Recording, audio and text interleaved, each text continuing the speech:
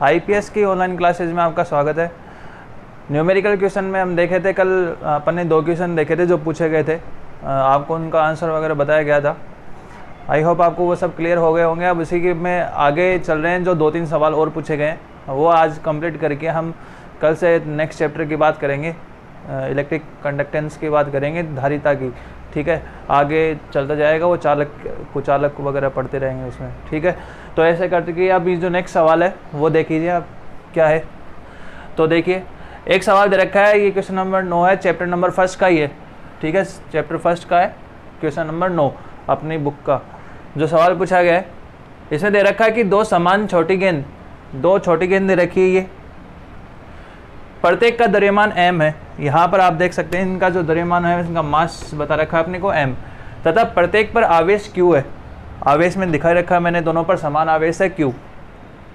Silk के धागों से, ये धागा जो है इसका वो सिल्क का धागा है, के धागों से प्रत्येक की लंबाई l है। दोनों की लंबाई जो है सेम बता रखी है अपने को l।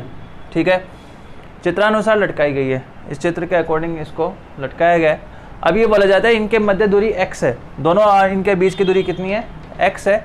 फिर बोला जा रहा है कि धागों के यदि मध्य कोण अपने को थीटा और थीटा यानी 2 थीटा हो गया, दोनों एंगल मिला करके टोटल एंगल का मान दे रखा है 10 डिग्री। आप देख सकते हैं 10 डिग्री मान जो है वो बहुत छोटा है, ये मान दे रखा है। साम्यावस्था की स्थिति में दूरी x का मान ज्ञात कीजिए, यानी जब ये साम्यावस्था की कंडीशन में रहेगा, यानी कि जो इसकी स्थिति है दोनों साइड से बराबर रहेगी, तो उस स्थिति में आपको क्या ज्ञात करना है, इसके लिए दूरी x का मान ज्ञात करना है। तो ये चित्र के अकॉर्डिंग सवाल था। अब इसका हम सॉल्यूशन ज्ञात करते हैं। तो सॉल्यूशन ज्ञात करने के लिए इस डायग्राम को ध्यान से देखिए। हमने कल क्वेश्चन किया था एक, जिसमें हमने पराविद्युतांक का मान ज्ञात किया था, और सेम सवाल जो है वो वैसा का वैसा ही क्वेश्चन ये है। इसको हम फैक्टर में डिवाइड करेंगे। फर्स्ट फैक्टर में डिवाइड करने के बाद में हम देखेंगे कि इसका कौन कौन सा फैक्टर जो है वो अपने पास आता है और कितना इसका मान रहेगा। तो देखिए, जब इसका द्रव्यमान है m, इसमें हमें बताया इस गेंद का जो द्रव्यमान है वो कितना है m, तो इसका नीचे की ओर जो भार हो जाएगा, इसका वेट जो होगा कहाँ होगा, नीचे की ओर, और इसका जो वेट होगा वो कितना हो जाएगा mg। कहाँ रहेगा ये, नीचे की ओर। तो इसका भार जो है mg वो तो आ गया ये। अब ये थीटा, यदि मैं इसको इसके फैक्टर निकालने के लिए क्या करते हैं, इस डोरी में तनाव आएगा। भाई जब किसी पत्थर को अपन रस्सी से बांधते हैं तो उस डोरी के अंदर तनाव आता है T, तो इसमें खिंचाव आएगा एक तरीके से, और वो तनाव किस तरफ आएगा, ऊपर की ओर, ये आ जाएगा तनाव T। अब ये थीटा है तो ये एक जेड आकृति बन रही है। जेड आकृति बनने के कारण ये एक अल्टरनेट एंगल बन जाएगा, एकांतर कोण। और एकांतर कोण होने की वजह से अक्ष के साथ जो घटक बनता है, ये तो मैंने आपको बताया था, ये तनाव का घटक आएगा T cos थीटा, और लंबवत घटक जो आएगा इसका वो कितना जाएगा, T sin थीटा। ठीक है, अब वही बात तुलना वाली, यदि हम तुलना करेंगे तो आपको पता है कि इसका T cos थीटा का मान तो बराबर आएगा mg के, और T sin थीटा घटक किसके बराबर आएगा, इन दोनों के बीच में लगने वाले बल के। और ये तनाव जो होता है वो एक तरीके का क्या होता है, बल ही होता है एकांक लंबाई पर। ठीक है, तो अब ज्ञात करते हैं इसका मान। तो देखिए क्या होगा, यहाँ से चित्र के अकॉर्डिंग मैं लिखूँगा, चित्रानुसार हम कह सकते हैं कि T cos थीटा की जो वैल्यू है, T cos theta is equal to किसके होगा, mg। फैक्टर निकाल लिया हमने, यहाँ पे लिखेंगे कि T तनाव है, L लंबाई है, ये इसका फैक्टर निकाल लिया। ये तो नंबर 1। यहाँ से फिर T sin theta, T sin theta किसके बराबर होगा, तो इन दोनों के बीच में एक बल को संतुलित करेगा। भाई ये फैक्टर इसको संतुलित कर रहा है, तो इन दोनों के बीच में ये जो T sin थीटा घटक होगा, इन दोनों के बीच में लगने वाला कौन सा बल होगा, आवेश सेम है तो प्रतिकर्षण बल के बराबर, यानी कि F के। अब ये F कौन सा बल है, 2 आवेश लग रहे हैं, दोनों आवेश के बीच की दूरी अपने को x दे रखी है, तो दोनों के बीच में कूलाम बल क्या हो जाएगा। कूलाम बल का सूत्र आपको मैंने बता रखा है, क्या होता है, F is equal to KQ1Q2 upon R² होता है। तो यहाँ पर आवेश का मान तो है Q, इसमें भी Q, दूरी R की बजाय कितनी दे रखी है, x, तो क्या आएगा मान, इज इक्वल टू हम लिखेंगे KQ² अपॉन x² आ जाएगा। ठीक है, इसको मैं नंबर दे देता हूँ 2। इतना तो समझ में आ गया होगा, क्योंकि फॉर्मूला है Q1 Q2 है ना, तो Q1 Q2 का मान Q इंटू Q है, तो Q इंटू Q होता है Q², और दूरी R की बजाय कितनी दे रखी है, x, तो हम लिखेंगे x²।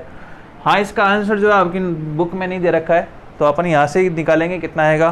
क्या करेंगे, 2 में 1 का भाग देंगे, तो 2 में 1 का भाग दो, समीकरण 2 को 1 से डिवाइड करेंगे तो क्या करेंगे, तो यहाँ से अब भाग दीजिए, तो क्या आएगा, T sin थीटा में हम भाग दे रहे हैं T cos थीटा का, T cos थीटा का, तो क्या आएगा, यहाँ तो है के Q square upon X square और अपॉन में एम जी, तो ये माना गया ना। इसको आगे सॉल्व कीजिए तो टी से टी कैंसिल आउट हो जाएगा। साइन थीटा और कॉस थीटा किसके बराबर होता है, टेन थीटा के बराबर K Q square upon M G X square.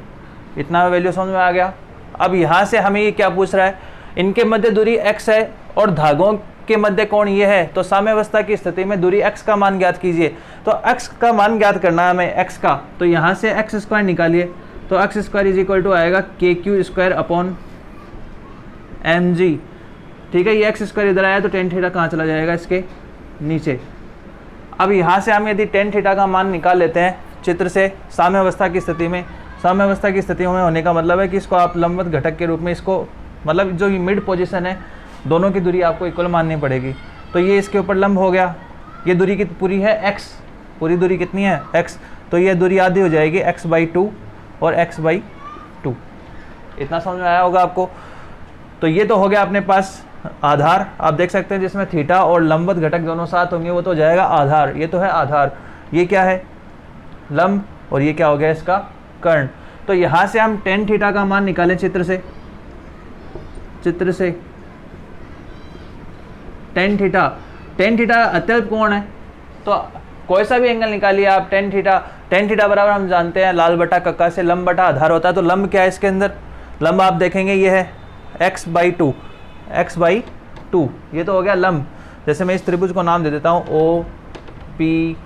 OPQ, तो चित्र से त्रिभुज OPQ में देखिए। ठीक है, टेन थीटा बराबर फॉर्मूला होता है लंब बटा आधार। तो लंब तो है इसमें x/2 और आधार कितना है, आधार आप बोलोगे ये है, तो इसका वैल्यू है नहीं हमारे पास। ठीक है, जबकि ये बोल रहा है कि एंगल अत्यल्प है, तो हम टेन थीटा को लगभग बराबर मानेंगे किसके, साइन थीटा के। और साइन थीटा बराबर क्या होता है, लंब बटा कर्ण। तो लंब बटा कर्ण लगाएंगे यहाँ पे फॉर्मूला। तो लंब कितना है, लंब तो आप बोलोगे कितना है x/2 और कर्ण कितना है, तो कर्ण बता रखा है अपने को l, लंबाई दे रखी है इसकी, कितनी दे रखी है l, तो ये इसका आंसर आया x/2l। बस ये वैल्यू आप जो है वो यहाँ रख दोगे और साइड में ये इंक्लूड करना है हमें, क्योंकि थीटा जो है अत्यल्प है, अर्थात टेन थीटा बराबर होगा किसके, लगभग साइन थीटा के। तो मान रखिए अपने पास क्या आने वाला है, तो x square is equal to k Q square upon M G.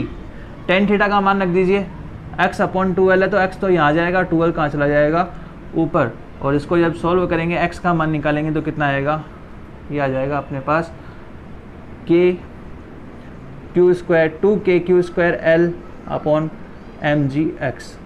ये इसका आपका आंसर हो जाएगा। ये दूरी पूछी गई है कि साम्यावस्था में दूरी ज्ञात कीजिए, तो इसका जो आंसर आएगा x इज इक्वल टू आ जाएगा √2kq²l अपॉन mgx। ठीक है, तो इस प्रकार से आप इसकी दूरी जो है वो ज्ञात कर सकते हैं सिंपल वे के अंदर। वही हमने फैक्टर निकाले हैं जो हमने कल निकाले थे। अब इसी के बेसिस पर एक सवाल जो है वो और पूछा गया है, जिसके अंदर न्यूमेरिकल आपने पूछा है कि इसका मान क्या होगा, तो आइए देखते हैं उसका आंसर क्या होगा। ठीक है, तो इसका आप स्क्रीनशॉट ले लीजिए इसका। अब देखिए नेक्स्ट क्वेश्चन, ये सवाल जो है शायद अपनी वैसे बुक में नहीं है, और एक पूछा था किसी ने, सेंट्रल बोर्ड का में आया हुआ सवाल है, तो अच्छा क्वेश्चन है, आप समझिए इसको। ये भी हम कर चुके हैं, जैसा पहले किया है वैसा का वैसा ही हो जाएगा। क्या करना है, आंसर आप निकालोगे, सवाल को समझिए। दो समान हीलियम गैस से भरे गुब्बारे एक 5 ग्राम भार से 1 मीटर लंबी डोरी से बंधे हुए। ठीक है, तो देखो क्या कर रखा है इसने कि दो, ये हम क्या कर रहे हैं, एक लेते हैं 2 हीलियम गैस के गुब्बारे, ये हमने 2 हीलियम गैस के गुब्बारे ले लिए। ठीक है, हीलियम गैस के ये गुब्बारे एक 5 ग्राम भार से, इसके ऊपर जो वेट है इसका अपने को बता रखा है 5 ग्राम। 5 ग्राम होने का मतलब अपने को सिर्फ इसका द्रव्यमान बताया गया है फिलहाल। ठीक है, 5 ग्राम भार से 1 मीटर लंबी डोरी से बंधे हैं। ये लंबाई है इसकी, वो कितनी बता रखी है, 1 मीटर। तो देखना आप, सवाल कुछ चेंज नहीं है, खाली फॉर्मूले की बात है कि क्या रखना है वो समझना है। समान रूप से आवेशित करने पर संतुलन अवस्था में, वही हमने पहले क्वेश्चन में बात करी संतुलन अवस्था की, तो संतुलन अवस्था ये हो गया। ठीक है, संतुलन अवस्था में एक दूसरे से 0.6 मीटर की दूरी पर रखें, तो संतुलन अवस्था में एक दूसरे से, तो एक दूसरे से मतलब ये जो x माना था वो कितना है 0.6 मीटर, ठीक है, की दूरी पर रखे हैं। प्रत्येक पर आवेश ज्ञात कीजिए, q का मान ज्ञात कीजिए कितना होगा, ठीक है। तो कितना आने वाला है तो वो हमें समझना है। तो सिंपल वे के अंदर हम इसको जानेंगे कि कितना मान आएगा। मान अपने को दे रखा है। तो देखिए उस सॉल्यूशन के अंदर हमने क्या ज्ञात किया था, उस आंसर मैंने आपको बताया था कि पहले तो हमने निकाला था t cos थीटा, ठीक है, t cos theta sin theta निकाला था। तो अपने पास जो tan थीटा की वैल्यू आई थी, तो मैंने यहाँ पे बताया था कि tan थीटा, आप पीछे वाले सवाल में देखिए क्या आया था, tan theta is equal to आया था ऊपर तो आ जाएगा KQ square upon X square, और नीचे आता है t cos थीटा बराबर अपने पास आया था mg। तो ये अपने पास मान आ गया था, ठीक है। अपने को यहाँ पे फिलहाल दे रखा है। अब अपने को आवेश का मान ज्ञात करना है, तो यहाँ से q स्क्वायर निकालिए। तो q square is equal to कितना आएगा, ये इसके पास आ जाएगा, यानी कि mg x square tan theta upon क्या जाएगा k। यहाँ से q स्क्वायर का मान निकाल लिया मैंने, ठीक है। इन शॉर्ट समझा रहा हूँ आपको बिल्कुल कि किस टाइप से करना है।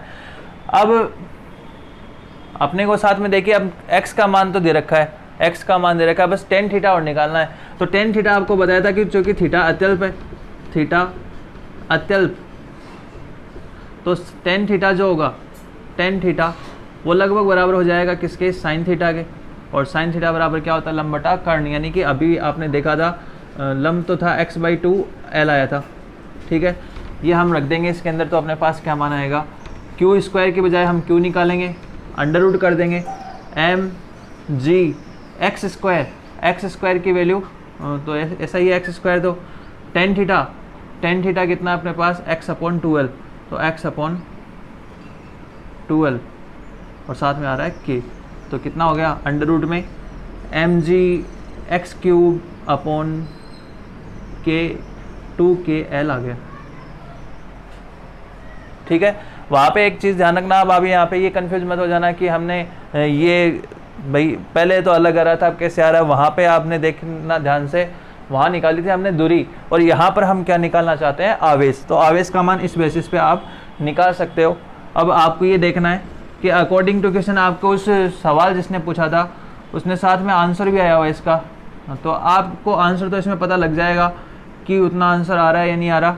वैल्यू आपको रखनी है। अब यहाँ पे इंपॉर्टेंट बात है कि कहीं पे ये नहीं दे रखा कि जी की वैल्यू कितनी यूज करनी है। तो जबकि जी की वैल्यू हमें पता होता है कि या तो हम यूज करेंगे 10 या यूज करते हैं 9.8। तो उसके बेसिस पे हम देखते हैं। द्रव्यमान तो दे रखा है अपने को 5 ग्राम, और 5 ग्राम जो होता है वो किसके बराबर हो जाएगा, 5 × 10⁻³ किलोग्राम।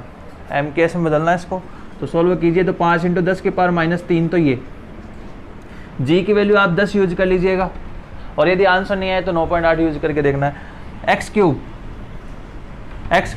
x कितना है 0.6, तो 0.6 का क्यूब करना है, और अपॉन में 2kl, तो 2 9 × 10⁻9 k का मान, और लंबाई कितनी दे रखी है 1 मीटर। बस इसका सोल्व कीजिए और अपना आंसर प्राप्त कीजिए। तो सिंपल वाई के अंदर आप इसका आंसर ज्ञात कर सकते हैं, और जो भी आंसर आए वो आपको कमेंट बॉक्स में बताना है। ये क्वेश्चन नंबर हो गया। नेक्स्ट जो पूछा गया है नंबर इसका हमें पता नहीं है, तो आई होप आपको समझ में आया होगा। इसका भी स्क्रीनशॉट लीजिए, और ये भी अपने को नोटबुक में करना है।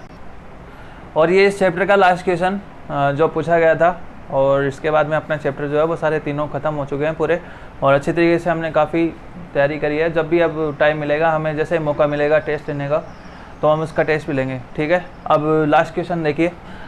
2 युग्म दे रखे हैं अपने को, 2 जोड़े दे रखे हैं। एक तो अपने को बता रखा है कि 1 माइक्रोकुलाम 2 माइक्रोकुलाम, 2 तो आवेश है ये। दूसरा हम यदि लेते हैं 2 माइक्रोकुलाम और माइनस का 3 माइक्रोकुलाम के कुलाम बल का मान ज्ञात कीजिए। कुलाम बल निकालिए, कितना होता है, फॉर्मूला आपको पता है कि Q1 Q2/r²।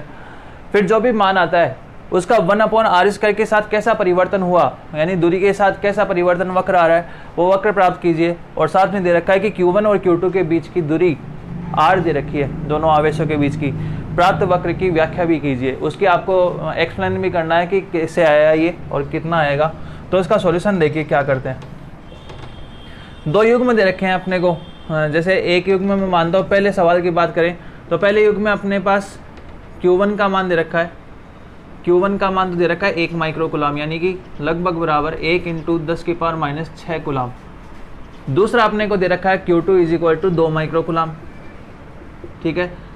तो 2 माइक्रो कूलम का मतलब 2 गुणा 10⁻⁶ कूलम।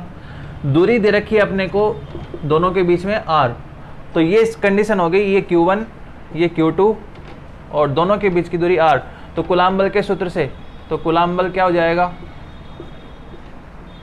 पहला ही बल निकाल रहे हैं हम, पहली कंडीशन निकाल रहे हैं, इसलिए F1 दे देता हूँ, उसका नाम क्या हो जाएगा KQ1 Q2 अपॉन r²। तो F1 का मान कितना आएगा, K तो एक बार ऐसे कैसे रख लेते हैं, या फिर रख दीजिए मान 9 गुणा 10⁹, ठीक है। Q1 का मान कितना है, Q1 का मान अपने को दे रखा है 1 इंटू 10⁻⁶ और इसका 2 गुणा 10⁻⁶।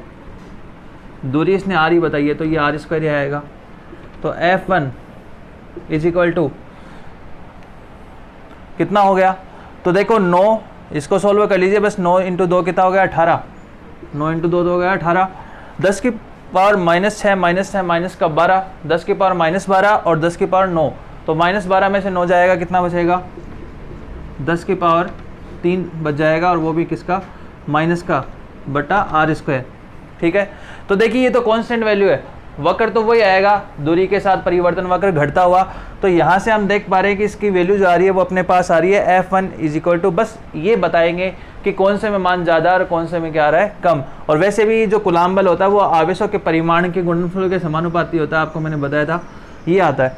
तो ये तो आया अपने पास नंबर 1 आंसर। फिर सेकंड की बात करें तो सेकंड में आप देखिए कि Q1 का मान दूसरे के लिए कितना दे रखा है, 2 माइक्रो कूलम। तो 2 माइक्रो कूलम का मतलब 2 इंटू 10⁻⁶, Q1 डैश कर देता हूँ। Q2 डैश का मान माइनस का 3 माइक्रो कूलम, तो माइनस का 3 इंटू 10⁻⁶ कूलम आ गया। ये तो हमने निकाल लिया आवेश। फिर दूरी वही दे रखी है, सेम ही r, ठीक है, ये आ गया। अब फॉर्मूला होता है F इज इक्वल टू, तो हम इसको F डैश निकाल लेते हैं, तो क्या आएगा K Q1 dash Q2 dash upon दूरी है r²। तो K की वैल्यू तो वही 9 इंटू 10⁻⁹, ये आवेश के परिमाण के होता है, तो माइनस भी होगा तो अभी हमें प्लस ही यूज करना है। तो Q1 डैश का मान तो है 2 गुणा 10⁻⁶, ये है 3 इंटू 10⁻⁶ अपॉन r², ठीक है। तो इसको सोल्व कर लीजिए, ये हो गया 9 इंटू 2 18, और 18 को 3 से गुणा कर लीजिए, या फिर ऐसे कर लीजिए 3 दूनी 6, 9 6 54, 54 हो गया, और ये वो बच जाएगा 10⁻³ अपॉन r²। तो ये आ गया F डैश का मान। भाई 10⁻³ होने का मतलब ये हो गया 0.0540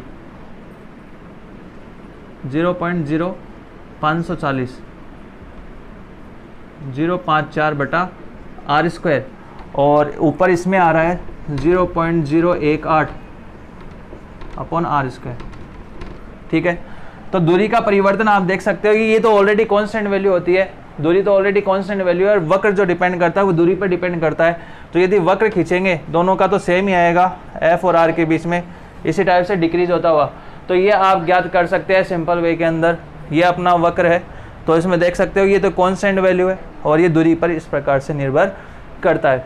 तो आई होप आपको ये समझ में आएगा कि प्राप्त वक्र की हमने व्याख्या कर ली। दोनों में कांस्टेंट का कोई लेना देना नहीं होता, वैल्यू यहाँ से डिपेंड कर रहा है इस दूरी के ऊपर, तो वो कैसा है इसके साथ व्युत्क्रमानुपाती। तो आई होप आपको समझ में आया होगा। अब आपको करना क्या है, बस ये सवाल का स्क्रीनशॉट भी ले लीजिए, और ये क्वेश्चन आपको करना है अपनी नोटबुक में। और यहाँ तक अपने जो चैप्टर नंबर 1, 2 और 3 तीनों चैप्टर कंप्लीट हो चुके हैं। इसके बाद का जो टॉपिक है वो हम अपने नेक्स्ट सेशन में देखेंगे, ठीक है। तो अब कल अपन बात करेंगे नेक्स्ट चैप्टर नंबर 4 की, विद्युत धारिता की। तो आज के लिए इतना ही। थैंक यू, धन्यवाद।